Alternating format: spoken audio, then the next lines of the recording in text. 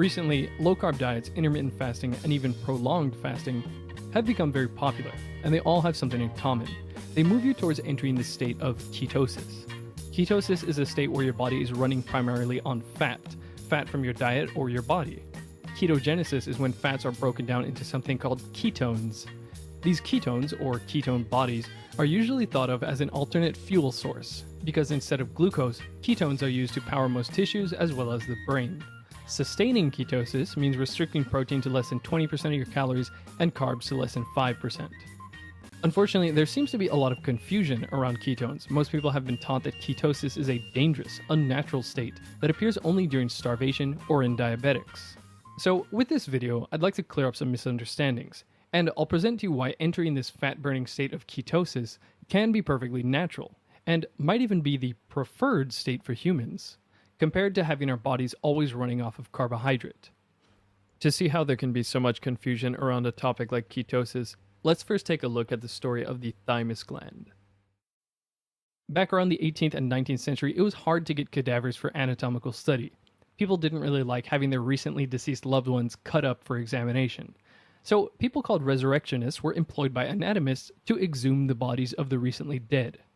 Sometimes resurrectionists would even wait near a funeral and snatch the body right then and there. Because of this, wealthy people would purchase very well-crafted, lockable coffins, and they would hire armed guards to protect the graves of their loved ones. The 1832 Anatomy Act even said that if a person died in a poorhouse or their relatives could not pay for medical expenses, their body was to be immediately turned over to the anatomist for study. This meant that anatomists were much more likely to get their hands on the body of a poor person who couldn't afford such measures. So, what about the thymus? Well, people facing the hardships that come from being poor are of course going to be under a lot of stress. Chronic stress. Nowadays, we're very familiar with the fact that chronic stress leads to all types of diseases and that it can atrophy certain organs. In the case of the thymus, stress can reduce its size by as much as 75%. So, what ended up being recorded into the anatomy books as a normal thymus gland was actually a thymus that was severely reduced in size. Then, in the 1900s, a German anatomist called Palthoff was trying to find the cause of sudden infant death syndrome. Many middle and upper-class babies were abruptly dying of this. So, Palthoff examines the bodies of these higher-class babies and notices that their thymus glands appear to be abnormally large. So, he concluded that if you wanted to be a good parent, you should irradiate the thymus gland of your child to make it smaller and prevent sudden infant death syndrome. By the 1920s, all the leading pediatric textbooks were offering this advice. Palthoff, of course, didn't realize that he was simply someone who had the rare chance to look at the bodies of children whose thymus was not affected by the chronic stress of poverty. Unfortunately, this misunderstanding persisted well into the 1950s, having several thousands of people die from irradiation-induced cancer. So what does any of this have to do with ketosis? Well, ketones also have the misfortune of being misunderstood due to how they were discovered. Physicians first noticed ketones in the latter part of the 19th century when they were noticed to be in abundance in the urine of patients in a diabetic coma. It was understood that a vast overproduction of ketones was responsible for the terrible symptoms of something called diabetic ketoacidosis. So, for half a century, ketones were thought to be the very negative product of impaired carbohydrate utilization. Only after technology and analytical techniques improved did we understand that ketone bodies are perfectly normal components of the blood. Even if you're not technically in ketosis, ketone bodies are always present in the blood of a healthy person, and their levels increase the longer you go without food. After an overnight fast, ketone bodies supply 2 to 6% of the body's energy requirements, while they supply 30 to 40% of the energy needs after a 3-day fast.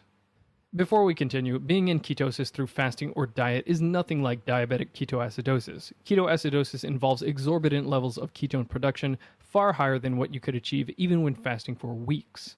Being worried about ketoacidosis through diet or fasting is like worrying that eating at a sushi restaurant is going to put you into a brief coma, just like that one kid who chugged a bottle of soy sauce on a dare. So, not only are ketones normally found in healthy people, but it's been found that certain tissues actually prefer to use ketone bodies. In fact, as explained in the biochemistry textbook published by W.H. Freeman, fatty acids are the heart's main source of fuel, although ketone bodies, as well as lactate, can serve as fuel for heart muscle. In fact, heart muscle consumes acetoacetate, a ketone body, in preference to glucose. Some people actually purposely enter ketosis through fasting in order to improve mental performance. A study at the University of Cambridge concluded that a ketogenic diet improved physical and cognitive function in rats, and its energy sparing properties suggest that it may help to treat a range of human conditions with metabolic abnormalities.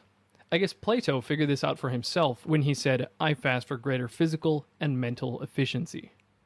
Going without food for better cognitive function may sound ridiculous, considering it was for a long while thought that the brain could only run on glucose, carbohydrates.